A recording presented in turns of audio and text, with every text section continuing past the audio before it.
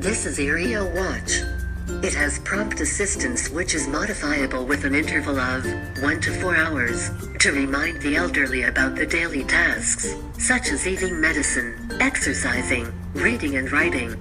Our temperature sensor, contained in this tiny space, detects ambient temperature and notify elderly when the temperature is higher than 30 degrees Celsius to reduce the risk of heat injuries. Iryōwatch is suitable for users who recently injured their hand or anyone who needs rehabilitation through physiotherapy. Our accelerometer sensor uses extraordinary sensing technology. It detects any up-down movements and keeps a record of the number of reps done.